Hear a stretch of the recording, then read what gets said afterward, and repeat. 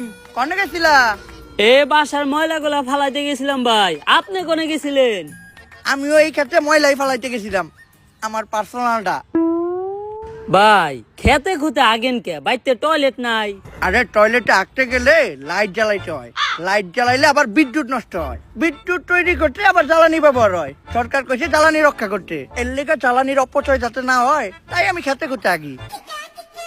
আর জানোই তো গ্যাসে তেল নাই, কিন্তু সংসারে তেলের অভাব নাই। হ ভাই এইটা ঠিক কইছেন। আর কইও না কোন এক দেশে থাকি, মাঝে মধ্যে মনে হয় যে 2018 সালে চুল কালার করে টিকটক করলেই ভালো আসিল। হয়তো তখন 2-4টা চর্চাপুর খাইতাম, কিন্তু এখন থাকতাম দুবাই, লইতাম একটা গাই না হইলেও কোনো সমস্যা নাই, লইতাম একটা চিকনি, পরাই দিতাম বিকনি। উফ ভাই কন্ট্রোল, আপনার বয়স হইছে। আরে কন্ট্রোল কেমনে করি, দেশে তেলের অভাবে আমরা সামান্য গাড়ি চালাইতে পারি না, আর দুবাই ওরা এই গাড়িও চালায় এই গাড়িও চালায়। কপালটা ভালো যে দেশে খাস তেলের সংকট পড়ে নাই, নয়তো গাড়ির ইঞ্জিনের লগে লগে আমার ইঞ্জিনও ডাউন করে যেত। যাই হোক, পাম্পে যায় সিরিয়াল ডেগা, যে একটুখানি গাড়িতে তেল আসে ওইটা পাম্পে যাইতে যাইতে শেষ, পাম্প থেকে আবার যে একটুখানি তেল দেয় ওইটা বাসায় আইতে আইতে শেষ।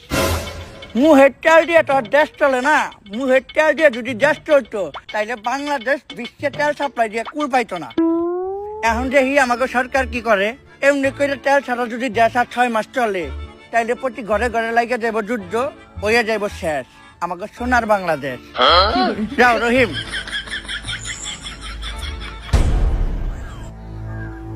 তেল নেই আজকে প্রায় 6 মাস, আর এই 6 মাসে পুরো বিশ্ব সহ বাংলাদেশেরও সব কলকারখানা আর যানবাহন বন্ধ হয়ে গেছে। বাংলাদেশও আজকে প্রায় ধ্বংসের পথে। এদেশের মানুষ সরকারের প্রতি প্রচুর ক্ষিপ্ত, যার কারণে এদেশের সরকার প্রধান হওয়া সত্ত্বেও জনগণের ভয়ে এই জঙ্গলে লুকায় আমাকে মিটিং করতে হইতাছে। এর একটা দ্রুত সমাধান করা দরকার। এটা কি মানা যায়? আমরা হলাম এদেশের সর্বোচ্চ বুদ্ধিজীবী এবং নেতা, আর আমরা নাকি আজকে জনগণের ভয়তে জঙ্গলে পলাই আছি। সাদেক, হয়তো থাকতে পারি দুবাই, কিন্তু আমিও জানি যত বেশি মাছ তার তত বেশি পানি। বাংলাদেশ এমন একটা দেশ যে দেশে বুদ্ধিজীবী মাথায় বুদ্ধি নাই, শিক্ষাবিদ ভিতরে শিক্ষা নাই, নেতাদের মধ্যে নেতৃত্ব নাই, তেলের পাম্পে তেল নাই, কিন্তু বিসিবি আর ক্রিকেট বোর্ডে তেলের অভাব নাই।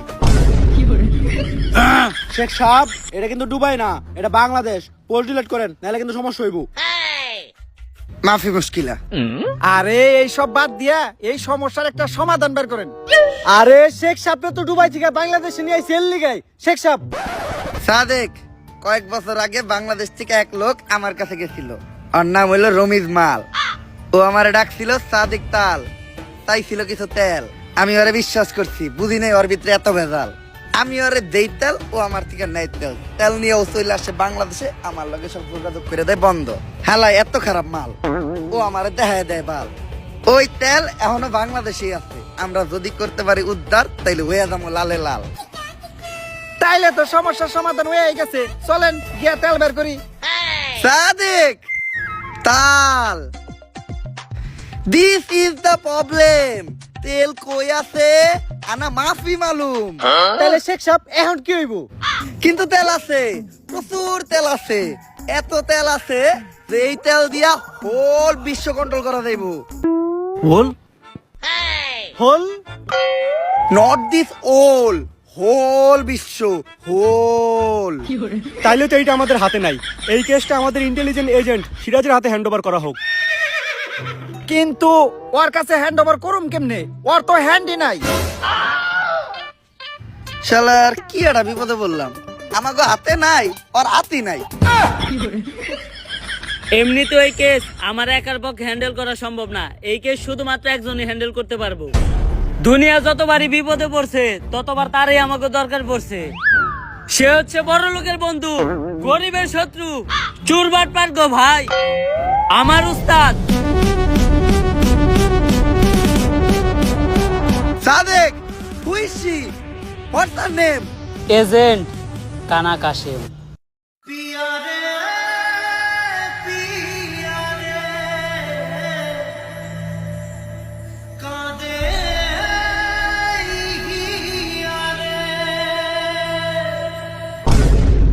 ওরেই তো আমাকে দরকার। আপাতত আমরা কেসটা তোমার হাতে হ্যান্ড ওভার করতেছি, তুমি ওরে হ্যান্ড ওভার করবো কেমনে? আপাতত কেসটা তোমার লেগ ওভার করতেছি, তুমি ওরে হ্যান্ড ওভার করো।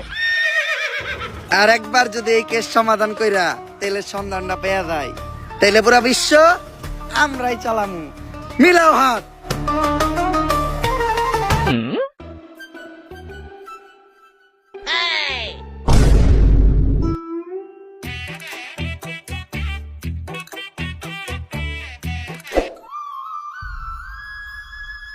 ভাই আর কতদিন নিজের কষ্ট দিবেন? এবার অন্তত আরে ভুলে যান। আরে বুলাটা এত সহজ না রে। আমি তো চাইলে ওর লেগে আমার হাতও কাটতে পারতাছি না। কেন ভাই? যদি রক্ত বাইর হয়, ভাবছিলাম আত্মহত্যা করে নিজের জীবন শেষ করে দিব, ওইটাও পারলাম না। কেন ভাই? যদি মইরা যাই। ভাই আপনার এই অবস্থা কে? কালিব, একজনের সাথে ফেসবুকে আমার 5 বছরের প্রেম আছিল। ওর নাম প্রিন্সেস রিয়া ছিল। ভাই মাইয়া মানুষের ধোকা এমনই হয়। মাইয়া হইলো তো মাইনা নিতাম কালিব। পরে জানতে পারি ওইটা জানি কোন বিসিআল হালার করে হালার ফেক আইডিয়া ছিল। পরে তো হালকা করে তেল দিয়ে খেলেও দিতে পারি নাই, কারণ দেশে তেলের সংকট। ভাই এই তেলের বিষয়ে আপনার কাছে আইছি, আমার হাতে একটা মিশন আছে। হাতে মানে আমার কাছে একটা মিশন আছে। আমি অবসরে চলে গেছি। জীবনের শেষ সময়টা আমি আমার নিজের সাথেই কাটাইতে চাই।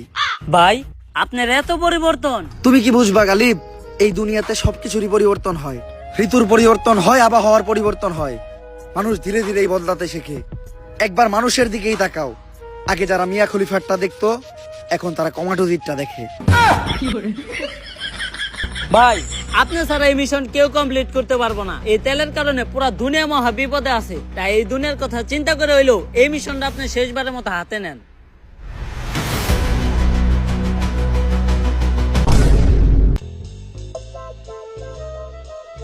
এই মিশনটা অন্য সব মিশনের মতো এতটাও সহজ হইব না। গাড়ি চলে না কারণ দেশে তেল নাই। মোবাইল আর ইন্টারনেট সেবাটাও একদম বন্ধ কারণ দেশে কারেন্ট নাই। কারেন্ট তৈরি করতেও তেল লাগে। এত তেল বাস থাকতেও যে এই দেশে তেলের সংকট পড়বো, এটা কখনো ভাবি নাই।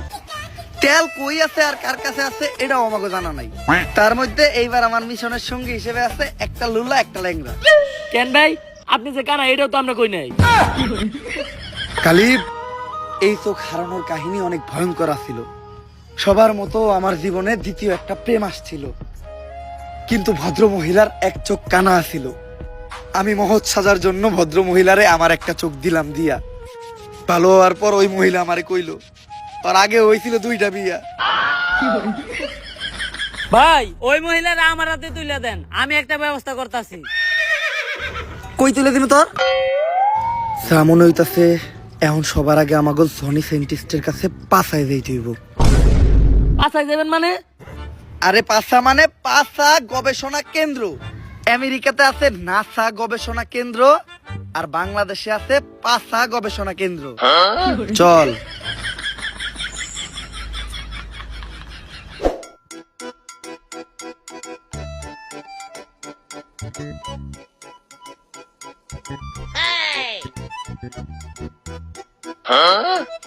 ইয়াস, রেডি। এটা কি বানাইলা সাইন্টিস্ট? অনেক অল্প বয়সী পোলাপান নিজের বাম হাত ব্যবহার করিয়া তাদের শরীরের অনেক বড় ক্ষতি করে ফেলাইছে। এটা তাদের শরীরে ক্ষতিপূরণ করবো। সায়েন্টিস্ট তাইলে এটা আমার একটা দেন। তোর তো হাতই নাই। হাত নাইতে কি হয়েছে, পাও তো আছে। কিন্তু স্যার পাঁচটা গবেষণা কেন্দ্রের কামটা কি? ওই নাসার মতো একই, বেশি ডিফারেন্স নাই। খালি নাসা রকেটে করে চাঁদে লোক পাঠায়, আর পাছা ট্রাকে বেরে না তাকে মিছিলে লোক পাঠায়। এজেন্ট, তুমি হঠাৎ আমার কাছে কি মনে করিয়া? সাইন্টিস্ট, দুনিয়া অনেক বড় বিপদে আছে। তুমি তো জানোই দুনিয়াতে তেল নাই, তেলের অভাবে বিদ্যুৎ নাই, ইন্টারনেট নাই, যোগাযোগের কোনো ব্যবস্থা নাই, যাতায়াতের কিছু নাই। তাই আমার এমন কিছু দরকার যেটা তেল আর বিদ্যুৎ ছাড়াও চলবে। আমি একটা মোবাইল বানাইছি যেটা চার্জ দেওয়ার প্রয়োজন হয় না, এমনকি এটা চালাইতে ইন্টারনেটও লাগে না। এই জিনিসটাই তো আমি খুঁজতাছি। দাও সাইন্টিস্ট, তাড়াতাড়ি মোবাইলটা আমার দাও। কিন্তু একটা সমস্যা আছে, মোবাইলটা তো অন হয় না। কিন্তু চিন্তা করো না, আমি একটা গাড়িও বানাইছি যেটা দিয়ে যে কোনো জায়গায় যাওয়া যায় আর তেলও লাগে না। এর লেগেই তো আমি তো করে এই সাইন্টিস্টের কাছে নিয়ে আইছি। আমি জানতাম যে সাইন্টিস্ট কিছু একটা তৈরি করছে। এই জিনিসটাই আমাকে দরকার। দাও সাইন্টিস্ট, গাড়ির চাবিটা দাও। কিন্তু এই জায়গায় একটা সমস্যা আছে, গাড়ি তো স্টার্ট হয় না। ওরে তো আমি হালকা করে তেল দিয়ে খেলাও দিতে পারতাছি না, কারণ দেশে তেলের সংকট। স্যার আপনারা কেউ আমার আটকেন না, ওরে আমি একটা চর দিমুই। কি দিয়ে সর দিবি? দে সর, সর দে, দে সর। সায়েন্টিস্ট, বাংলাদেশের কোনো এক জায়গায় অফুরন্ত তেল লুকানো আছে, আর যে কোনো ভাবেই ওই তেলটা সবার আগে আমাকে খুঁজে বাই করতে হইব। এই জন্য তো লক্ষ্য করলাম আমেরিকার একটা স্যাটেলাইট 1 বছর ধরে আমাদের দেশের উপর নজর রাখতেছে। ওরা হয়তো তেলের সন্ধানটা পেয়ে গেছে। ওই স্যাটেলাইটটা যদি আমরা হ্যাক করতে পারি তাহলে কোনো না কোনো ইনফরমেশন আমরা পাবোই। কিন্তু হ্যাকটা করবো কি? আমার কাছে একজন হ্যাকার আছে, হ্যাকার লাভলু।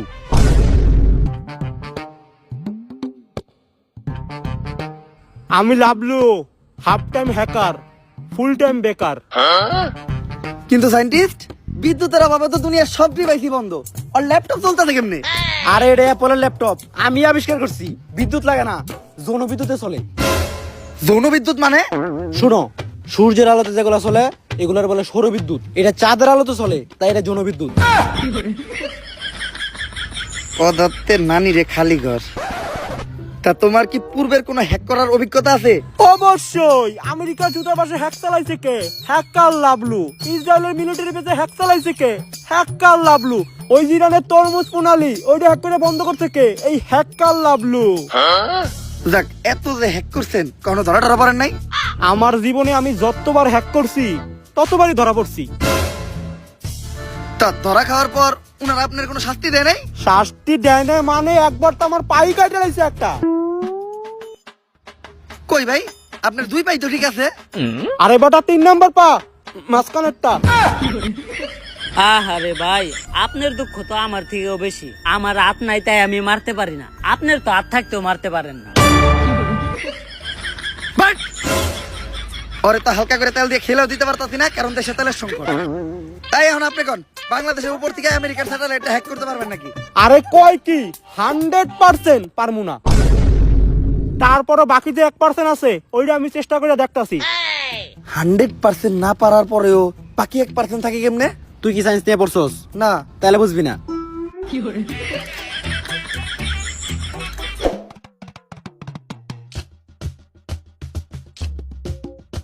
এজেন্ট, তুমি আবার বেগি প্যান্ট পরা শুরু করলা কবে থেকে? সায়েন্টিস্ট, সবাই কিনছে তাই সবার লগে তাল মিলানোর লেগে এই দেখিনছিলাম। কিন্তু দেখতে তো দেখা যায় একবারে মেগো প্লাজোর মতো। সায়েন্টিস্ট, তোমার একটা কথা কই, কাউরে কইও না। এটা মূলত একটা ভাবির প্লাজ হইয়াছিল, আমি পইরা বেগি প্যান্ট করে চালাই দিতেছি। আর এটার কিন্তু একটা সুবিধাও আছে, একটা কিনলেই দুইজনেই মিলেমিশে ব্যবহার করা যায়। মেয়েরা পড়লে প্লাজো, ছেলেরা পড়লে বেগি প্যান্ট। কালিব, ওইটাও কি দিন আসছিল। ওই দিন আমি ছাদে আসছিলাম, আর ছাদে প্রচুর বাতাস আসছিল। আমি দেখলাম দড়ির ভিতর একটা বেগি প্যান্ট লারা আসছিল, কিন্তু বাসায় আনার পর জানতে পারলাম ওইটা পাশের বাড়ির ভাবির প্লাজো আসছিল। ওই কাম হয়ে গেছে, আমেরিকার স্যাটেলাইট তো হ্যাক হয়ে গেছে। বিগত 1 বছর যাবত আমেরিকা বাংলাদেশের এই বেল্টের উপরে নজর রাখতেছিল।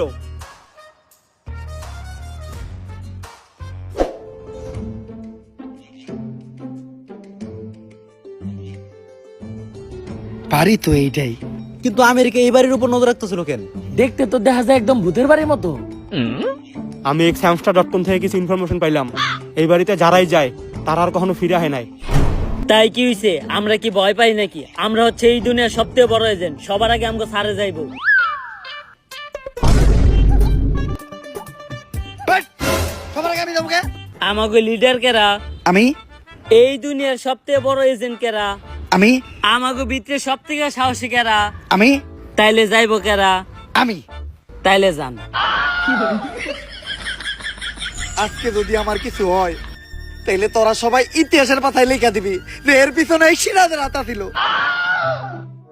আপ সিরাজের তো হাতি নাই। বাড়িটা দেখতে যেমন ভয়ঙ্কর, আবার ভিতরের থেকে শাহবাগী গায়ের মতো কুত্তা মরা গন্ধ হইতাছে। কে জানে ভিতরে কি আছে। মন্ত্র বইটা ঢুকি কিছু হইব না। আমার বন্দুকটা ছোট আর কালা, ভিতরে খারাপ কিছু থাকলে ওর নানি রে খালা।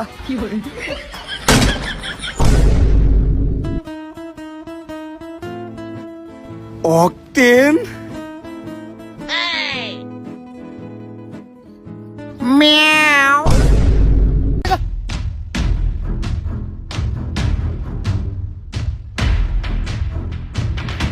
সিরাজ, পরে ধর। আরে